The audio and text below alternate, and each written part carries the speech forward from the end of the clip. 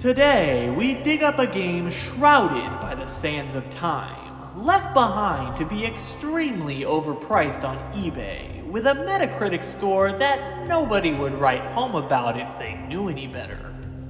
With less than 500,000 copies sold, this title is the definition of a lukewarm release. And if you're wondering why I'm being so mysterious about it, I didn't pay my electric bill and thought this would look cool. Welcome to Wario World! Back in 2003, Wario World released for the Nintendo GameCube, and everyone just seemed to go, it's alright, and move on to the next thing. And by everyone, I mean not that many people. Big turnout this week. Oh yeah. Now, is this the most forgotten Wario game? No. Do you remember this disappointment? Me neither. Despite that, I think Wario World is a game that deserves to be remembered. It's honestly impressive to me just how many people have never even heard of it before, considering it was essentially meant to be a rough translation of Wario Land to the 3D space, and that franchise was a pretty big deal back when they actually made games for it. Any day now.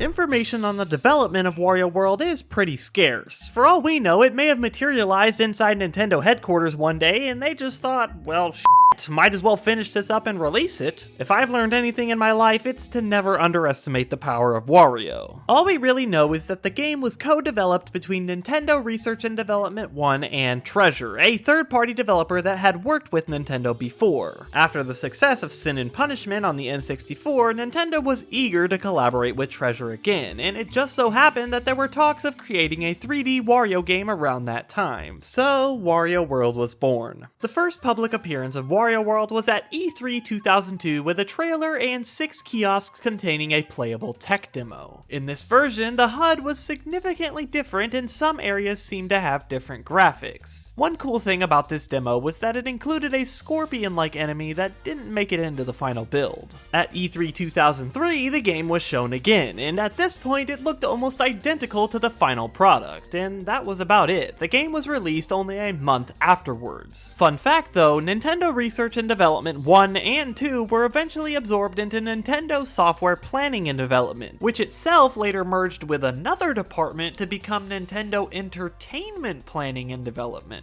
Leave it to the corporate world to make everything complicated for no reason. Treasure, as a developer, still exists to this day, albeit with far fewer staff, but they haven't released a game since 2014. Yeah, I'm not kidding. 9 years without a single game. And I'm thinking, what the hell are they doing in there? So I was talking to Jim over by the refrigerator the other day, and I said, they're going to be hearing from me. Yeah, thank you. Thank you. Yes, I'm by the door right now, so I'll call you back. Hey, what the hell? You know, I'm really curious.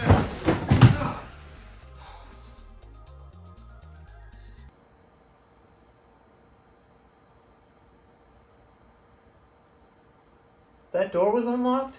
Surprisingly though, it looks like Treasure could be making a comeback, since in June of 2022 they announced that they're working on a quote-unquote highly requested title. Now this is likely only highly requested in Japan, but it's exciting to see nonetheless. In my opinion, Wario World manages to capture most of the essence of the Wario Land series in its transfer to 3D, pulling aspects from each of the games in its design while still establishing its own identity. The game features alternate endings depending on certain criteria, conditions that need to be met in order to complete a level, a big focus on collecting items of monetary value, and of course, Wario's juicy ass. What the hell, man? I told you to cut that last part out. It's okay to admit when you're jealous. However, the big thing that seems to be missing here, if we do want to compare this to Wario Land, are reactions and power-ups. Aside from his small set of new moves that I'll cover in a bit, this time around Wario doesn't have any unique attributes or looks based on his interactions with enemies or the environment. Well, except for this one animation that could possibly be considered a reaction callback during the fight with Winter Winster. If you've never played Wario Land before, reactions were a unique gimmick in Wario Land 2, 3, and 4 that modified Wario's movement and behavior for a short time. For example, if Wario touches a bat in Wario Land 4, he'll transform into one and can fly around until he touches light, which will transform him back to normal. Unfortunately, with Wario World, you just won't be seeing your Zombie Wario or Puffy Wario. Not even an appearance of any power-ups like Jet Wario or Dragon Wario from Wario Land 1. Take a drink every time I say Wario. You'll be dead in 10 minutes. Now, even if they did, I wouldn't be expecting a huge set of reactions to return, since compared to drawing sprites, doing that many reactions with a fully 3D model would be a nightmare, but even just a couple would have been great. After all, they are what makes Wario Land so special compared to other platformers. Even including some power-ups like in the first Wario Land game could be great, since those are just as simple as putting a hat on the dude, but no, we just get regular old normal Wario the whole time. There is nothing normal about this guy. Also somewhat similar to the Land series, Wario World features a heavy focus on combat, so much so that at points the game can feel more like a beat-em-up rather than a platformer. So in that regard, it leans a bit further into the violent antics than its 2D predecessors, but I think it blends the two genres quite well. The additional slight lean into a greater depth with combat at least somewhat makes up for the lack of reactions. This time around, we're just operating on a heart-based health system, so it's somewhat similar to Wario Land 4 in that regard, though the method of restoring his health is different, and better, in a root vegetable type of way. Can you check my breath? I'm going for like a Wario vibe. I mean, I'd rather not. Okay, cool.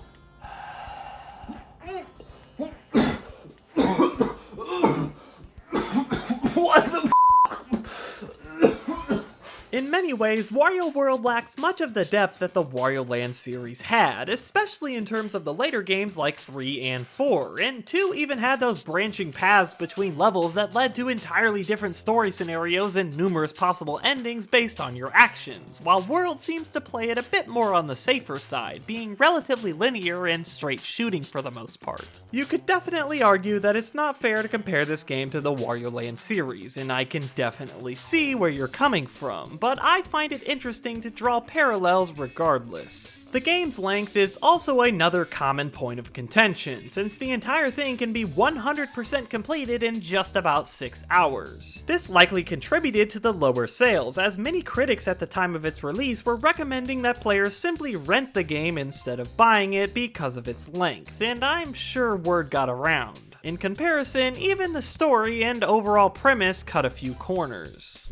In-game, the story of Wario World is mostly delivered through a simple text dump right at the start, with a short cutscene at the end that throws the player directly into the main hub once finished. There's also another passage of story in the manual, but it basically says the exact same thing, this time from Wario's point of view, so it's not really worth covering. Well, except for the line where he says he's about to floss the gunk out of his toes. I guess it's worth noting that I made an interesting face when I first read that. Regardless, I really like how the game gets the player into the action as fast as possible, but asking them to read slowly scrolling text for over a minute just wasn't the best approach here, especially for a Wario game. Perhaps in addition to the text, short cutscenes or even just still images or drawings of the events being described could have told the story in a more engaging manner, but it's honestly not that big of a deal. It's not like people are playing this for the story anyway. In case you were playing it for the story though, let me give a brief synopsis. At the start of the game, Wario has just finished the construction of his brand new, lavish, no-holds-barred castle. He pulled out all the stops and then some in true Wario style. Fittingly, all of the treasure on display in this castle, and by proxy the castle itself, is stolen, and unfortunately, one specific piece of treasure in the basement is about to make Wario wish he never laid his greasy, moist, smelly hands on it. Rising out of a locked last chest, directly below Wario's throne, the Black Jewel reawakens after initially being sealed away by the Spritelings long ago when it nearly destroyed the entire world. After awakening, it destroys the castle and sends Wario plummeting into what seems like another dimension. However, this dimension is actually a transformed version of Wario's castle where all his treasure was transformed into various monsters, with the Black Jewel at the helm of it all, and that's about it for the story. It doesn't make a ton of sense, but we've come to expect the whimsical and unorthodox in the Mario universe, especially during the GameCube era, and even more especially with Wario. Enough about that boring old story though. Let's talk about Wario's ability to suck up money like it's a pouch of Capri Sun. I mean, just look at that guy go, and listen to that guy go. Reminds me of that time my car wouldn't start. Your car can talk? What? While that magnum opus of a move is new this time around, most of Wario's core moveset from the Wario Land games returns in Wario World. The dash, ground pound, and throw are all here, though the roll and crawl are missing. He does have a new punch attack that can damage enemies in addition to the regular dash, and this goes hand in hand with the grab and throw as a method of defeating stronger enemies as well as bosses. In fact, the coveted punch, grab, throw combo is fundamental to progressing in the game. For example, sometimes you'll be trapped in a force field arena with these enemies called crystal entities that constantly spawn smaller versions of themselves until you defeat them. To escape, you need to punch these smaller enemies or damage them by other means and then chuck those chumps right back at the crystal entity itself. But that's just one example though. I'm not even talking about the numerous mini-bosses that really test you on your knowledge of the moveset. There are also a few other moves that can only be performed while holding enemies, those being the pile driver and the wild swing ding. The pile driver is as simple as doing a ground pound while holding an enemy or object, which makes Wario spin in midair and crash into the ground with the enemy, producing a shockwave effect. There aren't a ton of practical uses for this move, but I'll get to the main one soon enough. The wild swing ding allows Wario to spin an enemy or object in circles around him. Not only is this move just straight up better than the pile driver for clearing out large crowds, it can also be used to raise these platforms up to a specified height and turn these wheels that can open doors. Beautiful! Ow! Somebody just disappointed their father. Can we get back to that mind-blowing money vacuuming move though? This is called hypersuction and was simply the perfect 3D solution to the excessive amount of coins and other valuables flying everywhere upon defeating enemies or opening treasure in the Wario Land series. Since this game obviously takes place in a 3D space, simply running back and forth to grab your currency won't do. You're likely not going to be able to collect it all before it despawns. Plus, it's way more annoying to try to touch every single coin to pick it up in 3D compared to 2D. So whenever you're met with a huge chunk of change on the ground, just activate hypersuction and those coins take a one-way trip to Wario's digestive tract. They don't call him the Iron Gut for nothing. But now that we know Wario's moves, we can talk about the level design, because combat and his moveset often tie directly into the progression through each stage. Every one of the 8 main levels in Wario World have the same 3 objectives laid out on a to-do list outside the entrance, those being whip the boss, get the heart fragment, and get back my stuff. Though whip the boss is the only objective required to progress to the next level. Let's tackle these in reverse order. Getting back Wario's stuff involves collecting all of the treasure that was lost when the Black Jewel took over. Just like in Wario Land 2 and 3, the treasures themselves are various valuable looking objects. The good thing is that Wario seems to have a much better eye for what is actually valuable this time around. This dumbass thought it was worth picking up 7 different colored crayons in Wario Land 3 and calling them treasure. Just brought this in. I was wondering how much you could give me for it. Wario give you those? Yeah, actually. How'd you know? Oh my god. This hot breath. Short and stout, motherfucker! One interesting theory is that these treasures contributed to the aesthetic of each stage. Since almost every one of them is directly related to the setting of the current level, and the fact that the Black Jewel used everything in Wario's castle to create this world, it's very possible that the treasures that Wario recovers were distributed by their aesthetic similarities and led to the creation of a level that relates to all of them. For example, the first level of Spooktastic World, known as Horror Manor, has things like candlesticks, paintings, and armor as its treasures. Each of the 8 treasures in each level will appear in their designated colored spots after hitting the corresponding switch, so collecting them actually has 2 steps. In addition, both the switches and chest spots are usually hidden quite well or require some sort of use of Wario's abilities to activate. While entirely optional, these add a great layer of challenge for anyone who's willing to go for them, though some can lead to a bit of annoying backtracking if you don't manage to spot them on your first run through of the level. In fact, speaking of backtracking, I regret to inform you that Wario World actively encourages it. Aw. Come on. Now I'm not even hungry.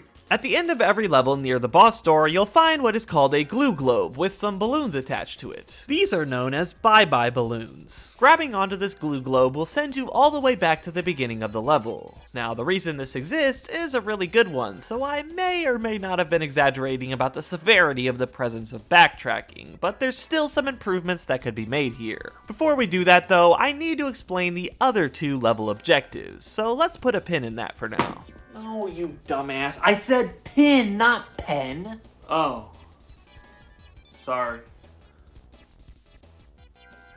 The second objective, Get the Heart Fragment, involves collecting every gold statue in the level. While the to-do list calls each one of these gold statues, you're actually collecting 8 smaller pieces of a larger statue that will display in the hub world once completed. In addition, once the pieces are collected and the level is finished, Wario's maximum life will increase by half of a heart. However, these statues can be found absolutely anywhere in the level, including their most common location, the sub-areas. These are honestly the bread and butter of Wario World's level design. You can access them by ground pounding into these trapdoors found in every level. As I alluded to earlier, some of the trapdoors to these sub-areas are reinforced with steel, meaning you need to use the pile driver to actually enter them. Ooh, okay. He's probably still disappointed. These sub-areas are split into 2 categories, of which I will call Sky and Underground. The Sky areas are usually focused on raw platforming, while the Underground ones usually take a more puzzle-oriented approach, though there are exceptions to each. At the end of each of these sub-areas, or sometimes as an additional challenge, you can often find the golden statues, but some can also be found hidden in various areas of the overworld. The main reward for completing sub-areas, however, is a red diamond. Collecting a specified number of these is your only way of unlocking the boss door and completing the level, and therefore fulfilling the third and only necessary objective on the to-do list. As for the design of the areas themselves, I would say they're mostly good. Nothing ever particularly stood out to me though, and some of them were just downright frustrating. On average, I liked the underground areas more and felt like they were more thoughtfully designed. In the Sky, I thought some of the platforming was a bit too precise for Wario's large size, though making sure you rotate the camera to a desirable position before doing the platforming definitely helps to remedy that issue, but unfortunately some of the Sky areas were just not that good in general. One that particularly stood out to me was the final sub-area in Pecan Sands, where you just have a gigantic vertically spanning maze with very thin platforms and no clear set path to the exit. All this area really did was annoy me and shorten my lifespan, as it was the longest time I spent in one of these sub-areas by far. And the award for most common thing a game does goes to... Waste your time!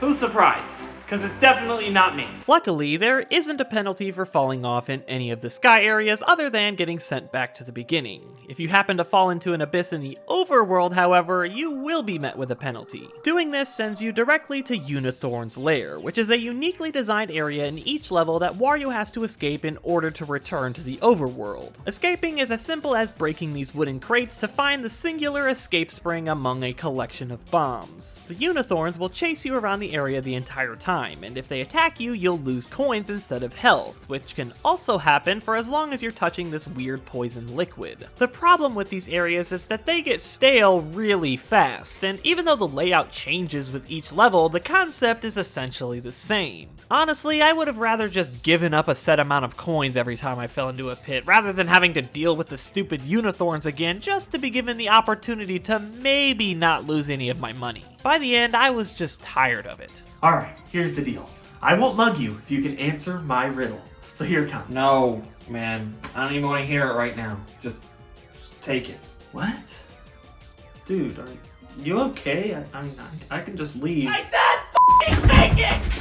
The number of coins this place ever took from me was always negligible anyway, so I didn't even care if Wario's ass bounced around on the poison the entire time I was down there. There just wasn't that much at stake, which is also the case when you die. Whenever Wario's hearts drop to 0, you'll be given the game over screen, and asks to pay a set amount of coins to revive at your current location. The number of coins you have to pay is never really that much, and it doesn't even increase on subsequent deaths within the same level. The price is wholly dependent on the level you're currently in. It slowly increases with each level you progress through. Admittedly, I preferred both of these approaches tenfold to simply being sent back to the main hub and forced to re-enter the level, but they could have been executed a bit more gracefully. Now that I've covered all of that though, it's time to finally return to the discussion of backtracking. Like I said earlier, you need a certain amount of red diamonds to break the seal of this stone doohickey and enter the boss door. And no, I wasn't being funny there. Stone doohickey is the official in-game name for that thing.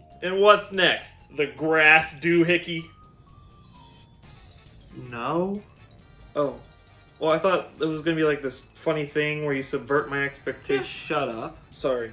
Because you may reach the end of the level without obtaining enough diamonds to enter the door, the bye-bye balloons will return you to the beginning of the level so that you can replay it and collect more. This can obviously also be used to collect any treasures or golden statues that you also may have missed. Once again, this is way better than having to leave the level and re-enter or backtrack through it manually, but it could have been executed a bit better than it was. Instead of just having one singular destination to return to with the globe, why not have a menu that lets you choose a few set locations throughout the level to travel to? I think levels are long enough to warrant 3 or maybe even 4 separate return points. This could cut back on the time it takes to search for missing collectibles and overall would make playing the game, especially completing it, much more enjoyable. Luckily, after you do complete the level and then re-enter it, another set of bye-bye balloons appears at the beginning, which will transport you roughly to the midpoint, giving you a bit more convenience in collecting lost items. The thing is, the game never tells you this though, and I only found out about it after reading the Mario Wiki entry on bye-bye balloons. Speaking of enjoyable, let's finally talk about these kick-ass bosses. These are probably my favorite part of the entire game, and it's honestly impressive just how many boss fights they managed to pack into a measly 8 levels. Since the end of each main level contains a boss, and there's also an end-of-world boss every 2 levels on top of the final boss, the game manages to deliver 13 fully fledged boss fights within 6 hours, which is extremely impressive, especially considering the fact that I found all of them mostly enjoyable. I also haven't even mentioned the fact that the game has 43 mechanically different enemies and 78 total enemy types if you count the model reskins. It's clear that this game prides itself on variety, and that definitely shines through in all aspects of combat, whether that be through fighting simple enemies, mini-bosses, or regular bosses. They probably could have lost the gator in baby clothes though. Every boss has their own unique gimmick, but as soon as they're stunned from exploiting the weakness tied to that gimmick, damaging them is as simple as picking them up and chucking them in any direction you feel, or by using the pile driver or wild swing ding, and that's honestly the main problem I have with these bosses. Once you do figure out the gimmick and realize how to avoid their attacks, the fight is essentially over. There is some slight variation that can happen with the attack patterns once their health is low enough, but it's nothing substantial enough to catch you off guard, so you're simply just doing the same exact thing 5 times in a row. However, the most disappointing boss to me has to be the final battle with the Black Jewel. It suffers from the same problem of monotony as previous bosses, but well, it's the final boss. You expect something more grandiose and substantial. Even worse is that the Black Jewel in particular has significantly more health than every other boss, just making the fight last even longer than it needs to. Oddly enough, the Japanese release of Wario World included a second phase to this boss with a few new attacks, which definitely helps with the issue, but doesn't fully solve it. It's likely that this extra bit was included in the Japanese version because it released nearly a year after every other region for some reason. That's about it though. You should really play Wario World, despite all I just said. It has an astounding amount of charm, personality, and variety. If you do want me to summarize my complaining, then I would say that the game has a ton of really great ideas that were usually executed in not so great ways. Now, if you'll excuse me, I had Listen to Wario's voice slotted for 3:15, and it's already 10 minutes past. God, the pain in his voice.